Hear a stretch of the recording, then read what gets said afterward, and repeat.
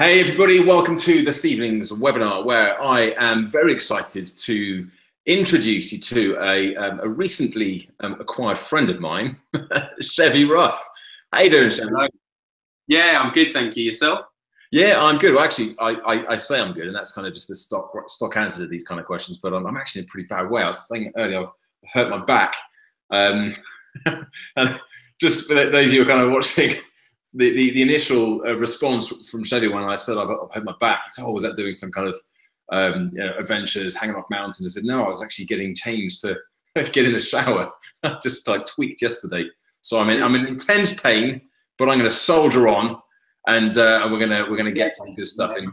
No dramatic movements. I'm going to stay completely still. But listen, I mean, this is only the second time we've properly spoken like face to face. The first time was when I popped into London after I'd been presenting, ironically enough, in Mental Health Awareness Week, and we had a good hour or so together, chatting about all sorts of kind of things. Not least of all your involvement in the wonderful Mind Over Marathon documentary, which was on over the London Marathon time around April time. And I watched that show.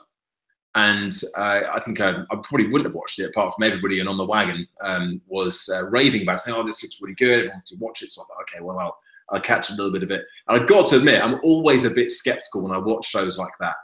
Thinking, "Oh, this is going to be, they're going to have some trainers. They're not going to know what they're talking about. I could do a better job." And I was really, really impressed, both with both of you and you in particular, Chevy. And I finally kind of knew I had to reach out to you afterwards and say hello. So I'm very interested in having another conversation with you about it, but also the opportunity to share that conversation with more people. It's like having a fly on the wall to what we were chatting about. So, and you've been a busy man. Your life has changed again since we spoke, which was only a few weeks ago. Yes. Married, yes. So So yeah, we finished the project about 10 weeks ago, I think now, wasn't it? 9-10 weeks or so. And I got married 3 weeks ago. Funny story about that though, my marriage was actually meant to be on the second day, the screening of the second episode. Right. So, yeah, we found out very early on that they were due to screen the second episode. They were going to get married. So there was some internal debates around should we get married on that day. And thankfully, my beautiful wife made a very sensible decision in nudging me to changing the date of our wedding, just to give me kind of a few weeks to decompress from kind of the show and everything around it. So yeah, married life and back to it now. And then we'll talk about the show, because that was obviously what brought you to my attention, but also kind of your own story about mental health, which is was the kind of the crux of the show. But just before we came on air, you were saying that you've taken a bit of time out since the show, because it must have been pretty intense, I'd imagine, kind of leading up to it, especially the last few weeks. It's not just training; you've got a filming schedule to match up with as well. So kind of how intense was it, and what was it like afterwards when all that when it had all finished? It was, it was. I mean, and I made it really clear. It was, it wasn't all pressure and all intensity on my shoulders. It was very much the whole program and the whole show was a huge team effort from the 10 guys in front of the camera, putting all their all and trust into myself, Charlie, and kind of coming together and going through the journey, but also behind the scenes as well. The production team were absolutely fantastic every step of the way, and the BBC, their care of duty towards the guys were brilliant. So it was a real kind of team effort to get to the finish line and beyond. How much hard work was it? Phenomenally, for all of us. It was for the 10 guys. They were obviously training for a marathon, dealing with mental health, talking about mental health, and then doing that with the knowledge that it was about to be broadcast, not only to the nation, but actually to their friends, their families, their loved ones, their colleagues, and so, the amount of pressure that began to build throughout the months around that for them was huge. And then from day one, from behind the scenes, we always went into the program with a huge care of duty towards the guys. Every step we wanted to make sure that we were doing them right, that we were not just dragging them across the finish line, but really genuinely building a relationship with movement for life. You know, yeah. The thing that I said from day one is I don't care about the medal.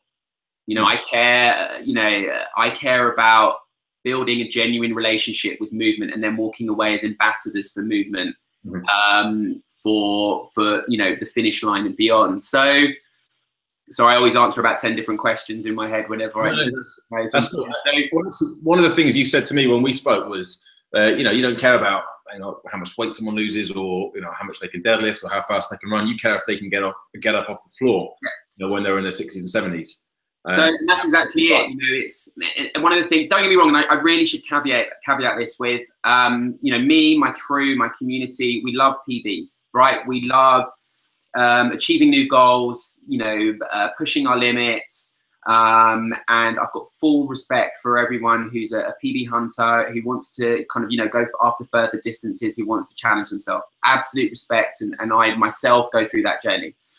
But my big thing is, within my community and my crew that I talk about is, you know, the medal is one thing, but the medal is going to gather dust in a drawer realistically, right? We get these medals, we put them in a drawer, they're great memories, but ultimately what I want is to people to build relationships with movement for life.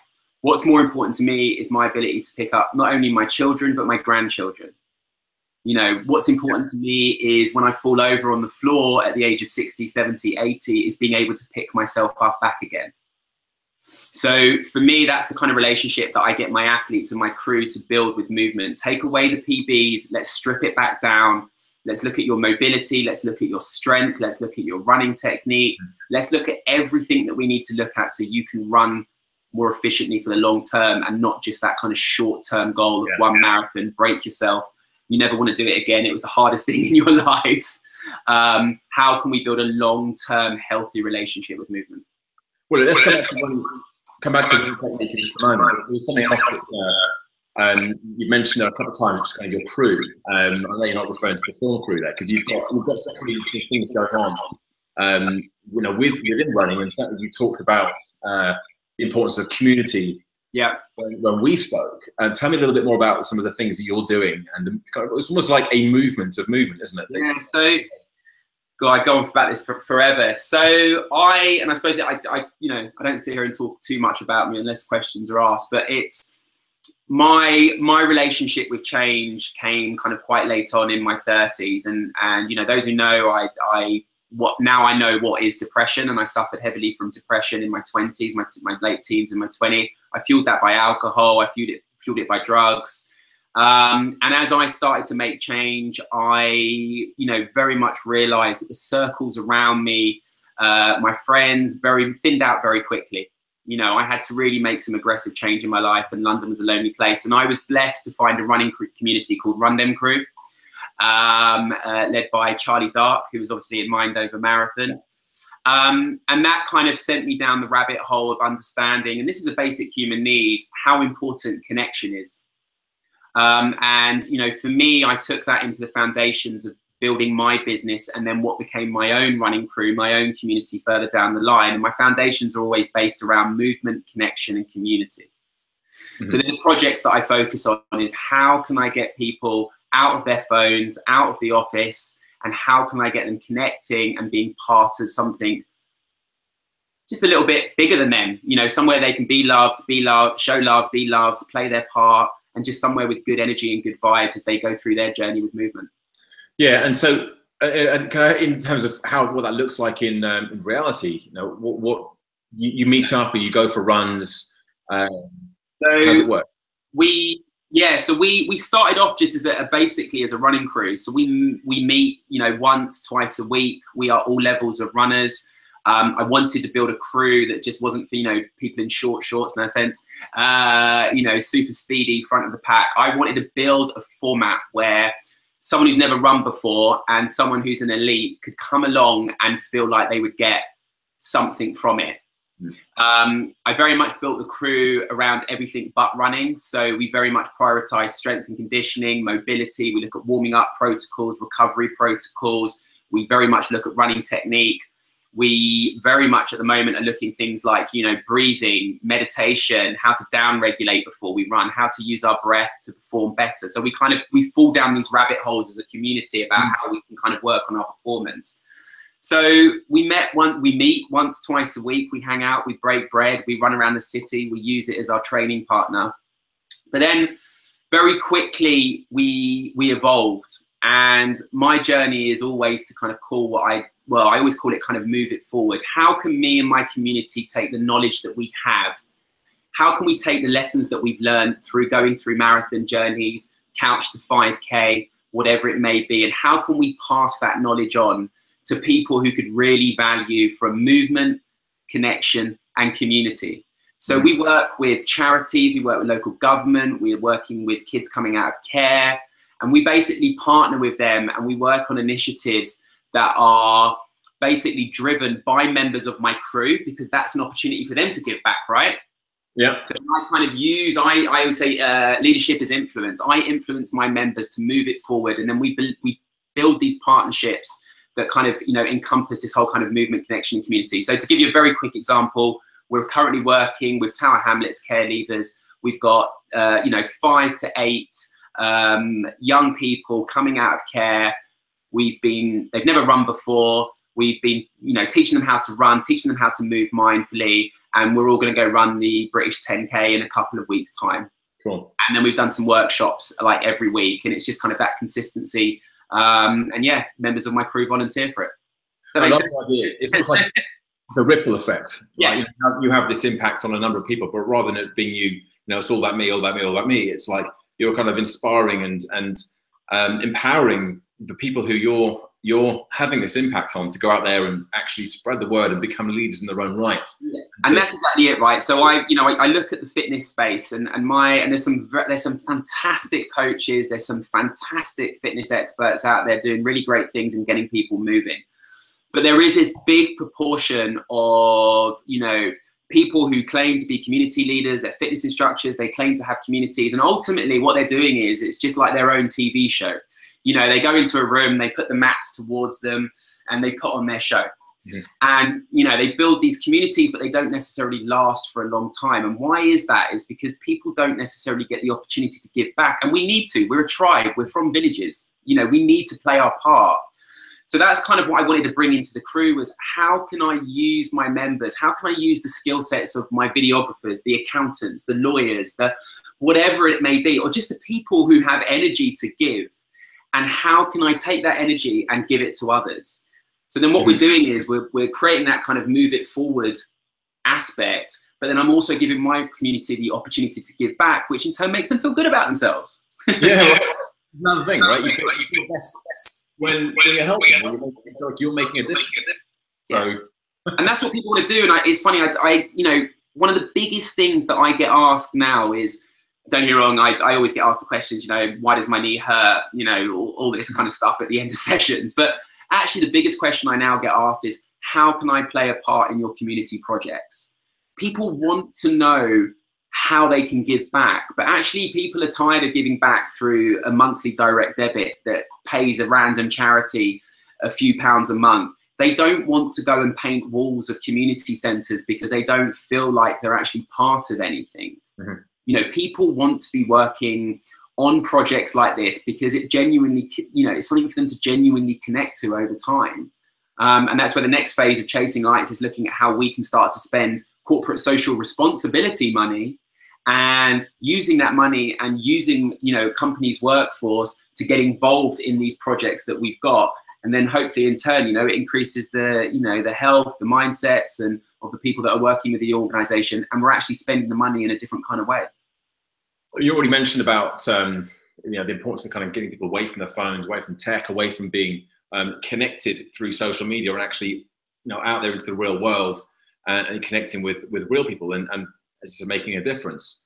Yeah. And, you know, certainly a lot of the research and the work and the efforts that I'm making right now is all about connection. I talk about the 5 core elements of well-being: activity, nutrition, mindset, recovery, and connection is the 5th one. It's so important. As you said, yeah. You know, we come from a place where we relied on other people for our very survival. Yet we've become so disconnected and, you know, feel like, well, we can get all everything that we need from from social media, or we feel like we're connected to more people, but we're more disconnected than ever before as a society. Yeah. So the idea of just this opportunity for people to get together, doesn't matter about kind of social status, doesn't matter about income levels, doesn't matter about anything. Everyone's got something valuable that they can add to that community. And it's amazing. Charlie Dark said, that's what, for lack of a better phrase, that's what we hustle in, is in connection. That's what we do. And Charlie's got a really great saying that it doesn't matter whether you're, the great thing about running crews or fitness collectives is when you walk into a room, everyone's wearing lycra and there's no hierarchy, right? You can have a CEO standing next to Bob with no job or whoever, and it breaks down all those barriers. And like you say, connection, I think is the #1 driver in what I'm doing. And let's go back to Mind Over Marathon. What got those guys to the finish line and beyond, obviously other than great coaching, was I said this from day one, was forming them as a crew. I think if you go back to episode 1, if you go back to Nick Knowles standing there asking me what this is going to give them, the first word that came out of my mouth was community.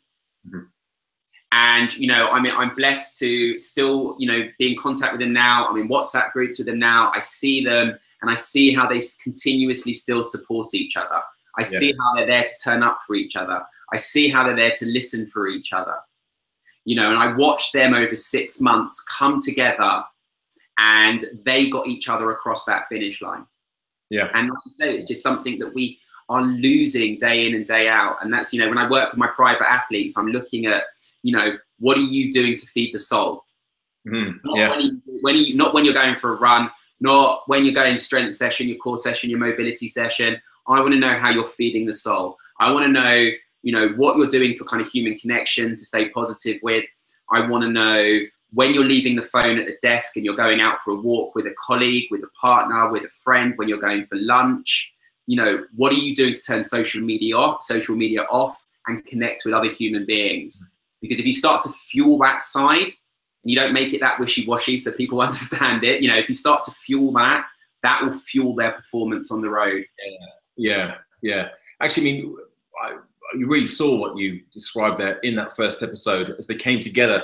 The group came together for the second time. I don't think they were all there for the second training session, but a couple of them, I think it was Jake actually mentioned, how it feels like, they're already bonding, in that short space of time. They've been together one time, they've been away, did their own stuff. They were back again for the second film shoot. And you could see the connection that they had. You could see the kind of the support and the love pouring out for each other. And I think when you kind of, obviously they've been put into this situation and they've got this shared experience, which is one fantastic way of connecting people and creating that bonding. And running has the power to do that.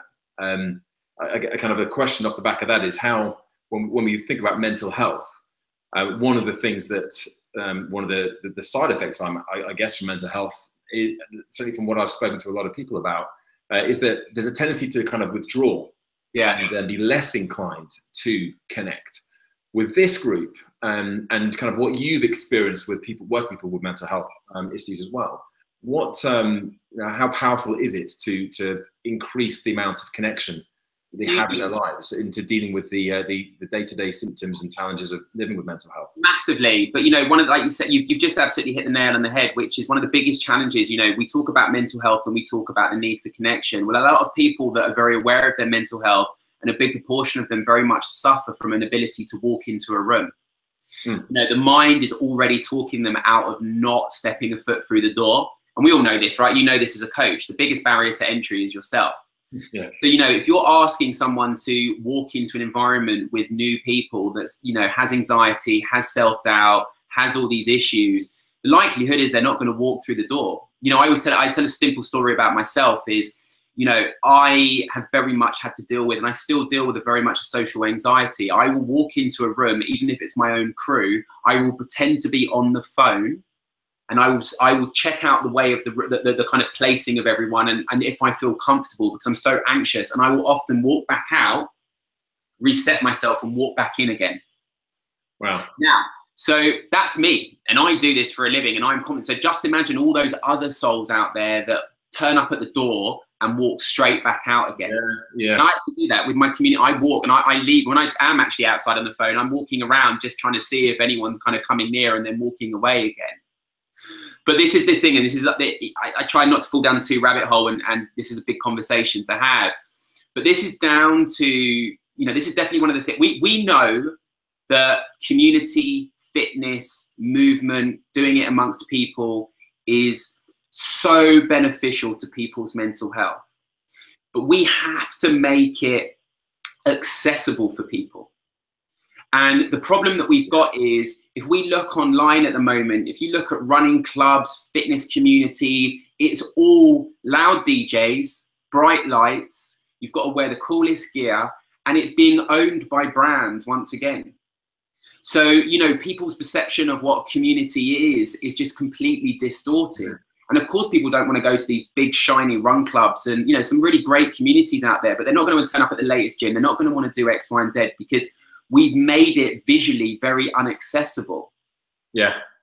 So that's one thing that we have to look at. Second thing we have to look at, and one thing that I look at, and the thing that I work on with my community captains, so the people who run the sessions, is addressing people's insecurities in the right kind of way when they walk through the door. Mm-hmm. It's making people feel comfortable that it's okay to stand in the corner if they want to. It's okay to be at the back of the pack. That's not a bad place to be. We celebrate those human beings. We're like, actually, you're the baddest person in here, you know. And it's like I actually have a crew called Backpackers, which celebrates people at the back of the pack. And it's a crew just designed for people at the back of the pack, because I wanted to give them a home and say, we love you. But anyway, so, you know, you have to celebrate those individuals. So you have to make a very comfortable environment. You also have to attack people head on. And the one thing that I call kind of my crew like the Lighthouse Effect. And I always explain this to people, like, we're always there and our light will always shine. And kind of what I make clear to people is that they might walk through the door and they might do one session this week, they might do another session next week, and then they might not come back at all. And then what happens if they miss next week? Instantly, the excuses start. The subconscious and the conscious start to really attack the person and say, well, you didn't go last week. Chevy's not going to want you back. The community don't think that you belong. You don't deserve to go back. And then all of a sudden, 2 weeks have gone, 3 weeks have gone, and the individual never comes back again. So one of the clear things that I make to people when they walk through my door in the first house, I always have a speech that I give everyone as soon as they walk into my environment is, I don't care if you come in here and you don't come back for 12 weeks, a year, you are always welcome into our house. Yeah. So it's just about helping people eliminate those reasons in their mind. You've got to kind of really just kind of get to the point. And that's, I think, what our job is as kind of leaders and captains of communities, is to address these things with people and deal with the insecurities that they might have, or help them address them themselves. Yeah. Now, you know, but every time, both times that I've spoken to you, you come across as a really kind of natural, very caring individual, kind of a natural coach, somebody who looks and comes across like you've just dedicated your life to help people. But actually, you haven't been doing this for that long, relatively speaking, have you, Chevy? I mean, I know, as you said, you don't like talking about yourself that much, but it's important. So I worked in the city. So you know, childhood was kind of up and down. I was a very lost young man, and I went into the square mile at the age of 17. And, you know, you suddenly put alcohol and drugs put in front of you. You're a very lost individual. You're surrounded by a lot of kind of alpha male personalities. You end up, you know, getting yourself into trouble for a long time. And, you know, for me, I spent kind of 15 years really trying to find my way out of the cage. And that's kind of what I call it, right? We work these 9 to 5s, we get stuck on the hamster wheel. You know, we create lifestyles that we can't necessarily walk away from because we've earned X amount of money, we've got bills to pay, and we get trapped.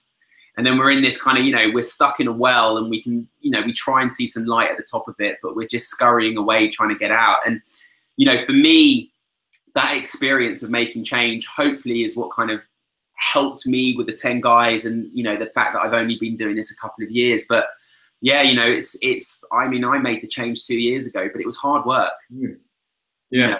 You know, I mean, I'm sure you work with people, you know, making change overnight doesn't just happen. It takes a hard old slog to do so. And I think that's where kind of I've learned a lot of my battle scars is making that change.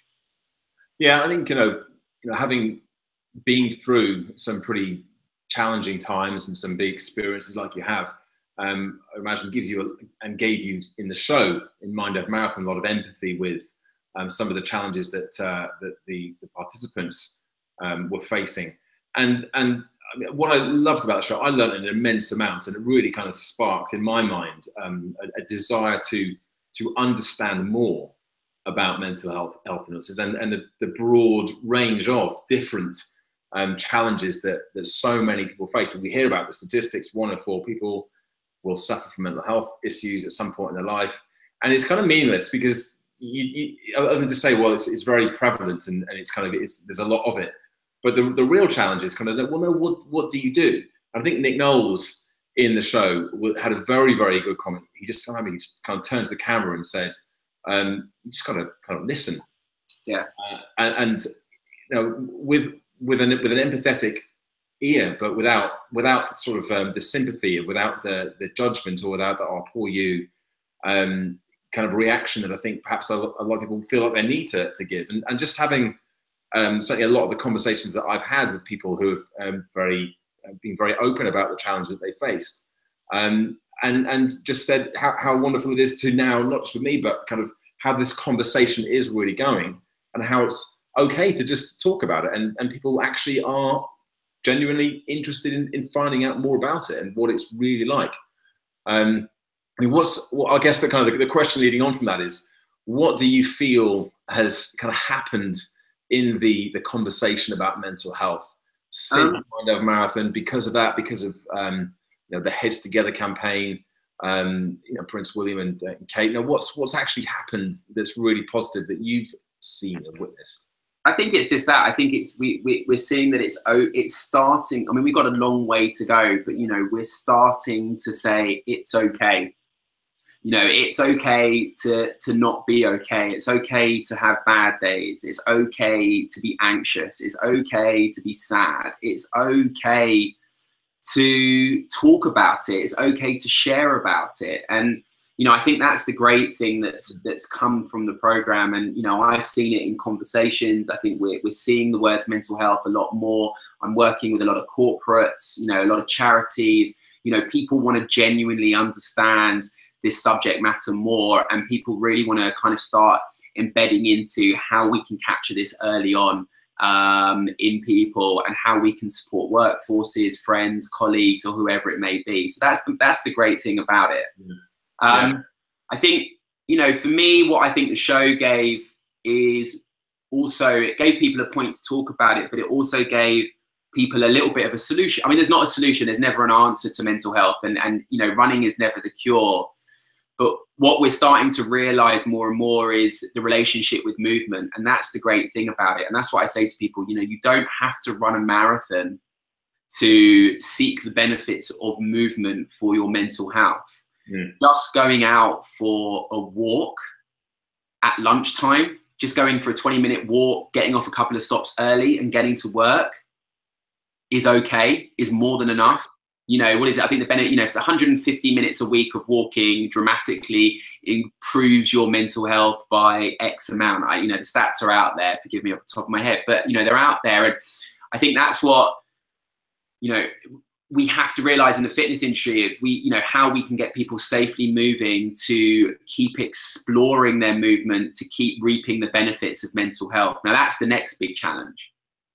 Yeah, well, it's actually, which leads nicely into my next question, is kind of, what do you think is the next step? What needs to happen from here to kind of... So I'm really brutal about this, and I have a real direct conversation with people about it, which is when you start exploring movement for mental health, it's not about looking at what gym classes are there, looking at what strength work, conditioning work, how many squats should I be doing? The first thing that you've got to do is show humility. The first thing you've got to do is realize that you know nothing about your body and how your body and your mind will start to react to training and the pressures that you put on it. And you have to realize that you're a student of your own mind and body. So once you can get rid of that ego and you can show that humility and you realize you're on a path of learning, then that's point number one. You put yourself in a good position. My next take is that, and the conversation that I have a lot with people is they need to really be honest about what fuels their movement or fuels their lack of movement. Okay. And we are still very much in, there's a Tony Robbins quote which says, I'm not a surface level guy, right? So, you know, we've got the top of the iceberg, it's very small, it's top of the surface. What we want to know is what's going on deep down. Yeah. And that's where the truth is. Mm-hmm. And we are living in a day and age where people are not willing to confront the truth head on. You know, I work with people, and I've got a good reason. A good example here is I was working with a runner. She came to me. She wanted to train for a marathon. I started coaching her. I could see some hesitation in her movement. She wasn't challenging herself. And you've probably seen this yourself. Like, there was a real lack of a confidence going on. And some people, you know, she kept wanting to give up. Is she lazy? No. There was something holding her back. So I wanted to add some intensity. Because I thought if I add some intensity, it's a bit of a good diagnostic tool for me to understand how her mind's going to kind of react to training. And I did the same to Poppy. I did the same to Jake. I did the same to a load of them in Mind Over Marathon. And when I added that intensity and I sent her off to do a loop of the track, she came back to me and she was like, I just don't want to do this. And I was like, what's wrong? And she was like, I just don't feel like I should be here today. And I was like, rubbish. Let's get rid of that. Why do you move? Why are you out here running? Why are you training for a marathon? Because I want to feel good about myself. I want to make change. I want to be positive. Okay, that's rubbish. Let's get rid of it. Yeah. Because I really need to make change. Okay, that's a great answer. Let's get rid of it. Because I deserve to make change. Because I feel like I need to do this. Okay, let's really get to the crux of it. Because I don't feel confident in myself. Okay, let's get to the crux of it. Because, and she couldn't answer it to me. I was like, who has made you not feel confident about yourself? What person in your life has told you throughout your life that you do not deserve to be making this positive change? And I was brave and I said, what man has done that? And as soon as we got to, that was her truth. Right. That's what stopped her movement. And as soon as we got to that truth and she let it go, she's flown ever since. Yeah. And this is the thing, you know, why do I move? You know, and it's why do we all move? What is the underlying truth? And when we get to that, when we understand that, then we can truly start our practice. Mm. That's really cheesy and I'm a bit, but does that kind of make sense to you? Yeah, no, it does. And certainly, you know, from when I'm coaching individuals, that you're right, you get the superficial answers, but the truth is normally buried through this system of stories that are either meaningless or lies, or just, you know, through the intention of protecting ourselves that we create these stories. But that's essentially all they are. And it kind of really hides the truth. And depending on how long you've been telling yourself those stories, the harder it is to unravel it and get down to the truth. So I guess really the kind of the question back at you is, you know, what advice do you have for anybody who's thinking, okay, right, well, you know, I know that the truth is in there, but how do I get down to it? Is it necessary to hire a coach? Because I know that, you know, as a coach, you can kind of get there reasonably quickly, but not everyone's going to want to do that. So what sort of advice do you have for people who want to just sort of self-coach or just find the truth, the kind of the questions? Is it just literally, okay, that, what else? Okay, there's that, what else? Is that what you suggest people do to get train? I always say this, like, right, you don't have to enter a marathon. I can use the marathon as an example, but marathon is like going into therapy for cheap, right? It is, you are going to learn everything about yourself. You're going to learn how your mind responds to new challenges, the ups, the downs, the whole works, and the road will expose you.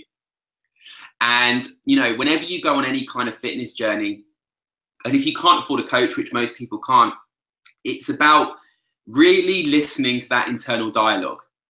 And it's really asking yourself a series of open questions. You know, go out and challenge yourself. Go for a run.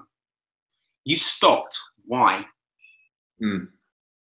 Did you feel like you was in control of your breath? Yes. Did you feel like your body was, you know, you was in a good position? You felt okay? Did you eat? Yeah. Did you sleep? Yeah. Okay, cool. So we've done all the practical stuff. Something else stopped you. Why? You don't have to tell anyone, but get a diary. Mm-hmm. And write in there, why did I stop today? Yeah. Be truthful with yourself. And you'll write an answer and then scribble that answer out and ask yourself why again. And every time that you keep exploring your movement, every session that you go out on, it's your time to think. You know, and this is the key thing as well. And there's nothing wrong with going and putting the headphones in and sometimes just going hard, as long as you're mindful about technique and looking after yourself and not challenging yourself 110%. But actually, what I look from my runners is they take their headphones out and they listen and they feel.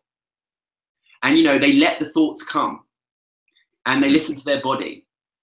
And, you know, you almost go into that kind of therapy, that kind of, you know, that meditation kind of mode, you know, and let it come at you.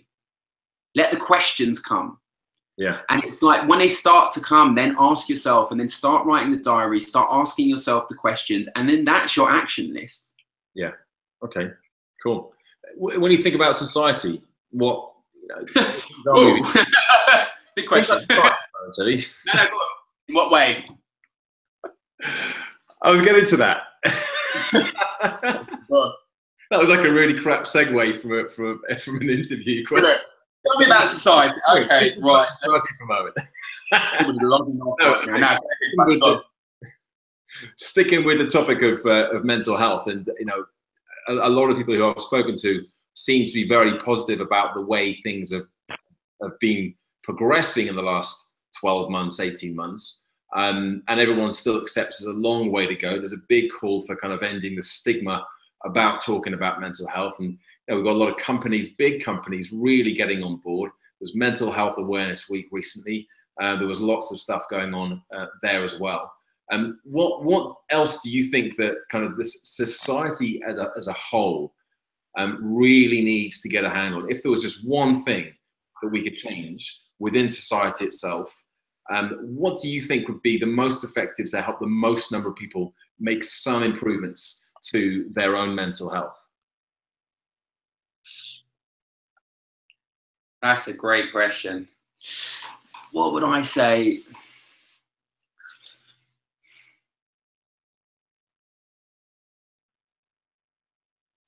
I think for me, it's always going to come down to capturing young minds. You know, what are we doing at grassroots level to keep children moving?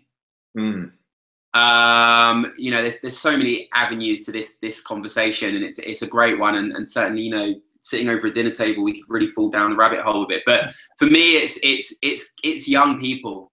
You know, it's how can we get them young? How can we keep them moving? You know, we instantly, you know, we stop our children moving. You know, we give them PlayStations. We put phones in their hands. We send them to school. They sit at desks all day long. We put these big shoes that you know, we basically the thing that's going to, in my eyes, help, we hinder. So for me, it's like, you know, how the after school funding, sports. If you really want me to get into it, removing sit-down desks in schools. Wow, yeah. There's a lot of research going on in America at the moment around how actually getting kids to stand up, standing desks at school is improving mental health in young kids, is you know, physical benefits, all this kind of stuff. So really looking at that as a society, really looking at our grassroots and how we're keeping kids connected and keeping them moving. Yeah. You know, we're taking away youth centres. We're saying no ball games in the street, no skateboarding, don't hang around on street corners, don't converge with each other. You know, where are they meant to go? What are they meant to do? They go sit in their rooms, and they're going to do that anyway at teenagers. But, you know, how can we keep the young moving, and how can we keep them connected to good causes? Because as soon as I go in projects with young people, as soon as I give them a bit of confidence in their movement, as soon as I get them connected to a cause, we see them just go, shh. Yeah. You know, and if I don't try and do the same thing with 30, 40, 50-year-olds, it's a lot of that. Yeah.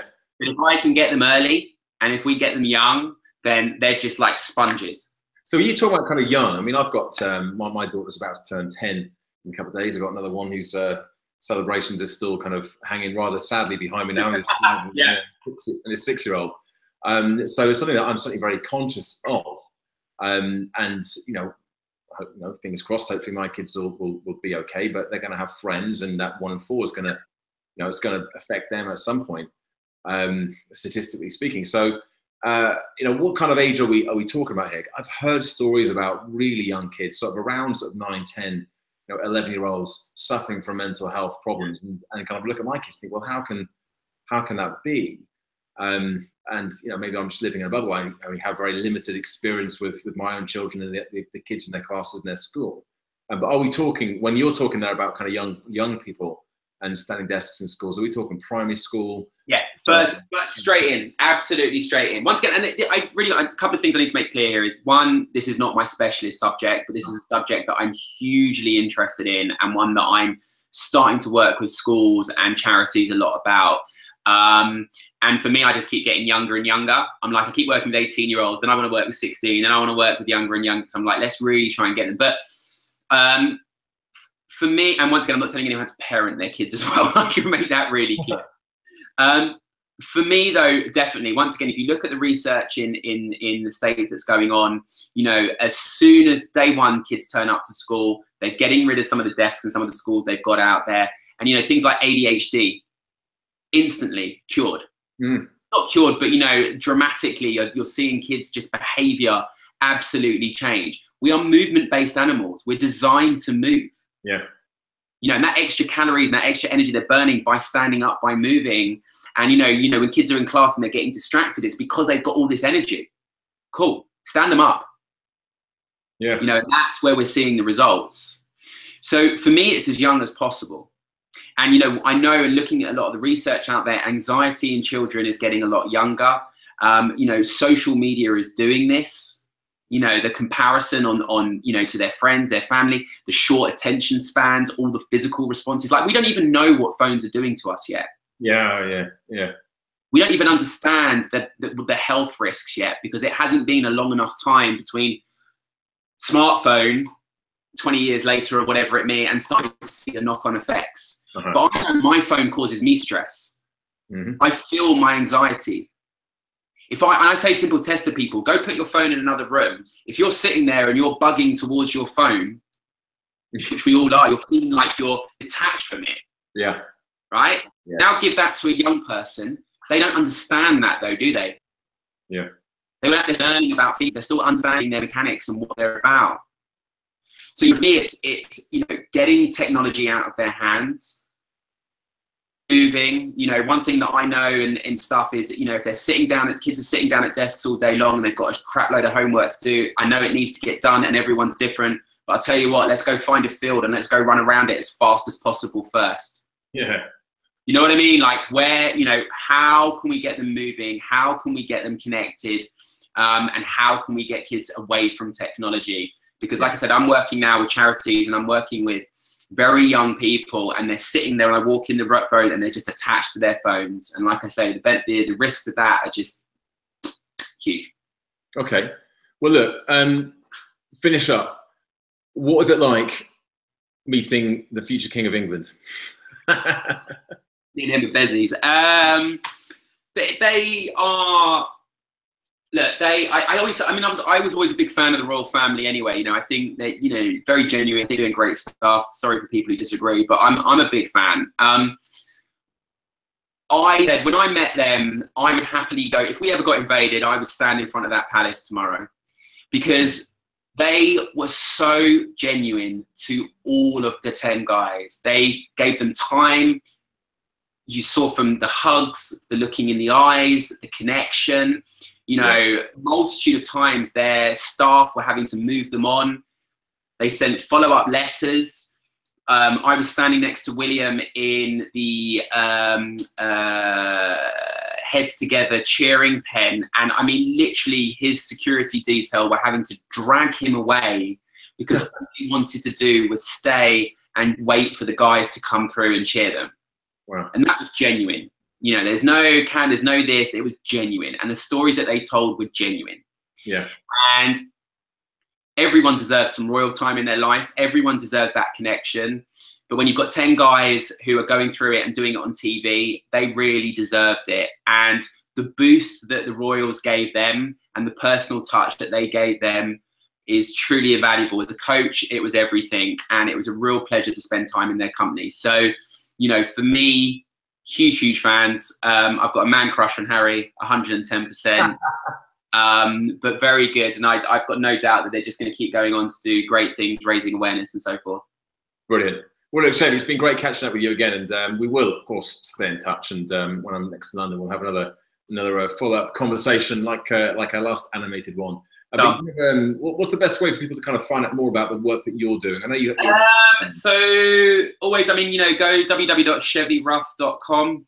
Yes, that's my real name. For anyone asks. I was going to ask that. Is that your real name? Well, so my full name is Chevy Ray Rough. My dad's name is Ray Rough. His favourite car was a Chevy Stingray. No way, really? Initially, he wanted to call me Stingray Rough, but my mum put her foot down and said, "We'll go with Chevy." So that's school was awful. I wanted Thor for one of my kids, but I wasn't allowed it. Yeah. What did you want? Sorry, what was that? Thor. Nice. Brilliant. Steel. Yeah, that's what I'm talking about. The wife at the moment. We're having these big discussions about. I always want to give my kids the craziest names, but she's like, no, and I'm like, well, you're not giving them an ordinary name, so congratulations. But yeah, www.chevyrough.com, and then go to @chasing19, and then usually I channel everything through Instagram. The Instagram, kind of social media. I've got a YouTube channel launching, but that'll all be through the website. That's all come up. I've actually just done my first video log today, which is going out tomorrow. Cool. And we're going to be covering a lot of subjects around mental health, movement, mind over marathon, and just community work and stuff like that. So keep an eye on that. Yeah, we'll do. And man, as well, if you ever want to come back on here, if you've ever got anything you want to, you're bursting to talk about, then would always welcome you back. And you're in the On the Wagon community. Get some questions down, and happy to come back. We'll have a chat at some point. Yeah, brilliant. Well, look, it has been really good speaking to you again tonight. Thanks so much for your time, and we'll catch up again soon. Cheers, buddy. Take care. Bye for now.